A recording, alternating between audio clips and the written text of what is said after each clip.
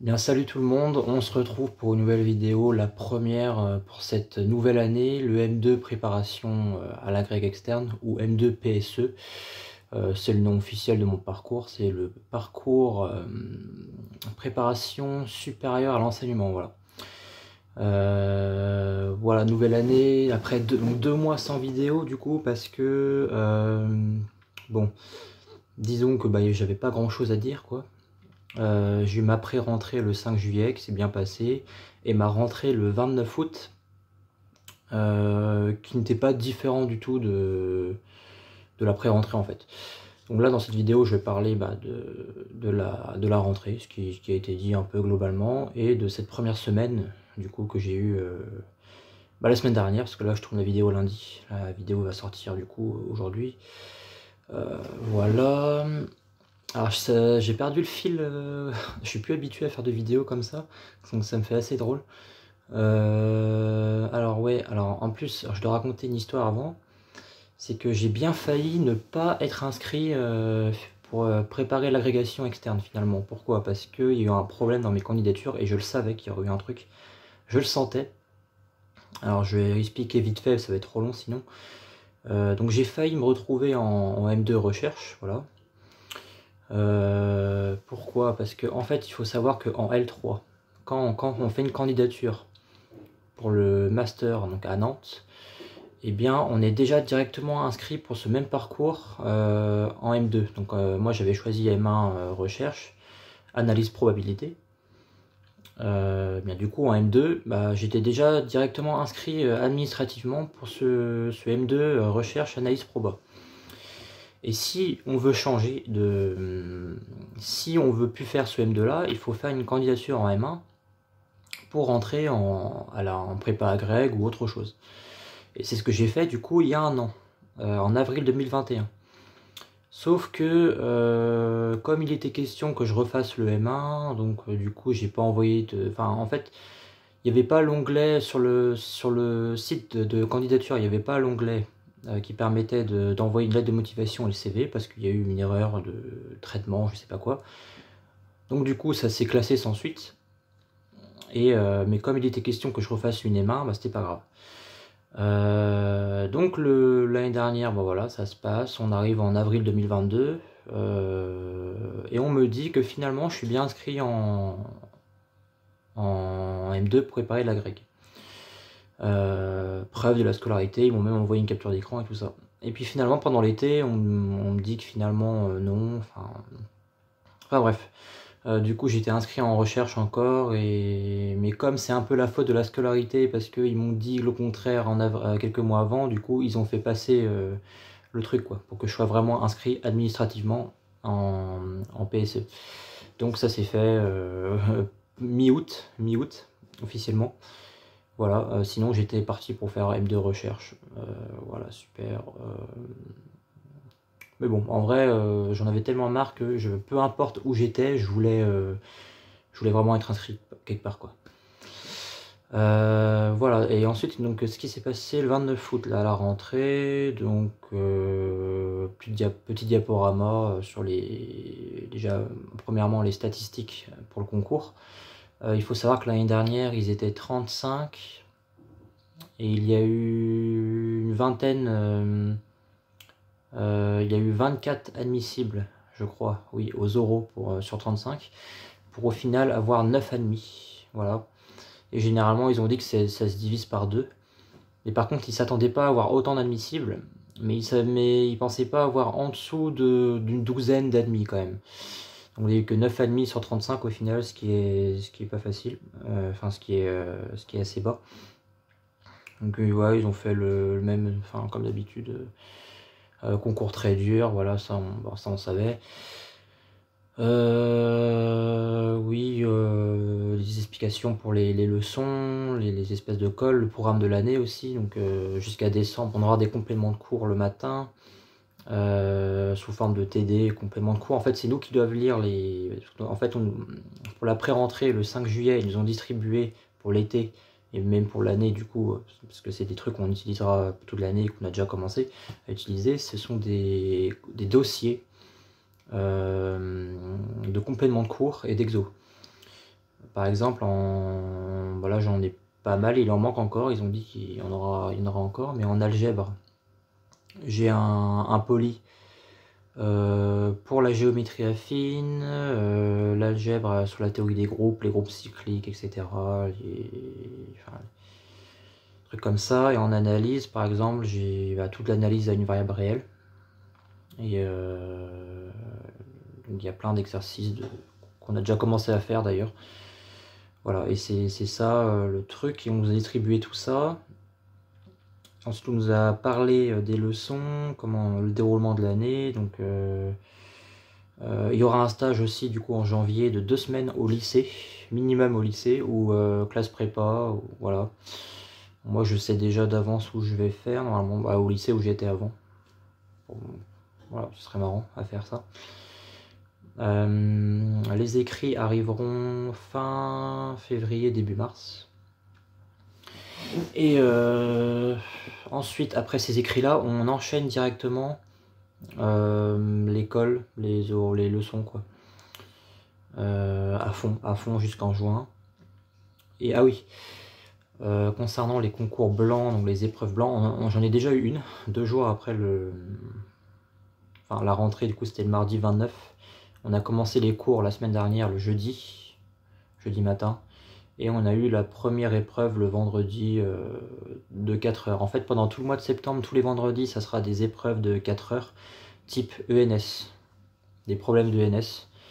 Donc vendredi, c'était algèbre et géométrie. Donc le sujet, c'était les sous-groupes finis de GLN de Z. Voilà, il y avait 4 pages. Ouais, ça faisait 4 pages, et pour 4 heures. Et vendredi qui arrive, ça sera analyse proba. Donc ça sera encore un sujet de concours d'admission à l'ENS. Donc en fait, c'est un échauffement pendant tout le mois de septembre pour commencer en octobre les épreuves de 6 heures, un vendredi sur 2. Voilà. Et là, c'est vraiment type agrég, du coup, pour le coup. Et donc on a toutes nos après-midi de libre, entre guillemets, mais ils ont bien dit, parce que forcément, c'est pour préparer le concours. C'est pour ça que c'est fait exprès qu'il y ait tous les après-midi de libre. Et le matin, c'est que les compléments de cours. Donc on commence généralement à 9h30 tout le temps. Là, j'ai regardé pour le mois de septembre, c'est 9h30 tout le temps, jusqu'à 12h20. Et le lundi, jamais cours. À part aujourd'hui, j'ai eu à 11h jusqu'à 12h20. Mais sinon, j'ai pas vu le cours le lundi. Après, le planning, il peut changer tout le temps. C'est pas un planning fixe comme les autres années. Là, ça peut changer régulièrement selon les enseignants. C'est eux qui placent eux-mêmes en fait. Ils font un peu ce qu'ils veulent. Là, tout le planning du mois de septembre, il est fait, mais il peut y avoir 2-3 changements, on sait jamais quoi. Voilà, et jeudi matin, du coup, la semaine dernière, on a commencé par algèbre, géométrie, à faire des exos sur le groupe cyclique, des trucs classiques quoi. Des trucs classiques, montrer que si un groupe est cyclique d'ordre P premier, alors il est isomorphe à Z sur PZ, quoi, un truc comme ça, quoi. C'est des choses classiques. Après, je suis pas très fan des exercices comme ça dans les polys. Je préfère autant limite m'entraîner sur des sujets de concours, carrément, quoi. Comme ça, au moins, je trouve ça plus intéressant. Ah oui, l'option aussi, oui. Parce qu'à l'agrég, il y a une option à choisir entre A, B, C. Donc l'option A, c'est probastat. Option B, c'est l'analyse numérique, calcul scientifique. Et l'option C, c'est calcul formel. Mais il n'y a pas ça. On peut choisir, mais il n'y a pas la formation à Nantes pour cette option. C'est que A ou B. Alors moi, de toute façon, comme je suis très mauvais en programmation, et que je préfère les probas, j'ai pris probastat, même s'il y aura il y aura quand même, de toute façon, on va pas, je vais y passer devant l'ordi, ça c'est sûr, puisqu'il y aura des TP de proba, et que à l'oral, il y a 3 oraux, et l'épreuve de modélisation, qui sera du coup l'épreuve de probastat, il y aura un programme à faire. Voilà. Donc je crains beaucoup cette épreuve, sachant que je suis archi mauvais en programmation, et que ça n'a jamais été ma tasse de thé, quoi, clairement. Voilà.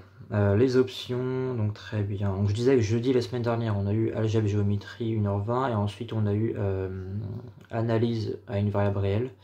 On a commencé un truc sur les suites, voilà, étude de la suite cosinus de racine de n pour montrer qu'elle est dense dans 0,1, dans l'intervalle fermé 0,1. Donc voilà. Et là, donc, en plus, ce jour-là, ce matin-là, on a eu simultanément nos deux responsables de la formation qui traitent, qui s'occupent des deux trucs comme ça. Et aujourd'hui, tant qu'à faire, je dis qu'à 11h, on a eu la deuxième séance sur l'analyse à une variable réelle. On a continué les petits exercices, voilà. Et c'est tout, c'est tout. Alors je vais peut-être oublier pas mal de choses parce que vu qu'il y a eu pas mal de trucs quand même à la rentrée. Je sais qu'on a visité après la réunion de rentrée la bibliothèque des mathématiques parce qu'il y en a une du coup à mon campus, donc c'est pas mal. Ils priorisent aussi, enfin ils conseillent de faire du travail en groupe. Voilà. Donc les après-midi quoi. Et oui voilà. Et demain d'ailleurs on a un exemple de leçon. Il y a quelqu'un qui va faire, parce qu'il y a pas mal de redoublants du coup. Et oui, il faut savoir que cette année on est beaucoup moins que l'année dernière. Parce que l'année dernière ils étaient 34 et cette année on est que 24. 24, un truc comme ça. Il y a pas mal de redoublants qui l'ont pas eu. Qui pour le coup du coup doivent s'inscrire en recherche. Parce que comme ils ont déjà eu le M2, ils ont déjà eu leur master d'enseignement, ils doivent s'inscrire dans un autre parcours pour faire quand même les cours pour préparer le concours quoi. Voilà. Ok, donc moi quel est mon objectif cette année? Alors mon objectif principal c'est de finir les études, parce que ça commence à peser quand même. Finir les études et avoir au moins un des concours. Mon but c'est pas d'obtenir vraiment l'agrégation parce que je pense que ça va être très, très compliqué quand même. Sachant que c'est très rare d'avoir le premier coup. Mais mon but, parce que du coup je vais pas passer que l'agrég, je vais passer le CAPES ou le CAFEP, parce que le CAFEP ça permet de pas être muté à l'autre bout de la France. Mais mon but du coup c'est de passer 2 concours. Voilà. Et le CAPES ou le CAFEP ce serait comme une bouée de secours en fait pour l'agrégation si je l'ai pas.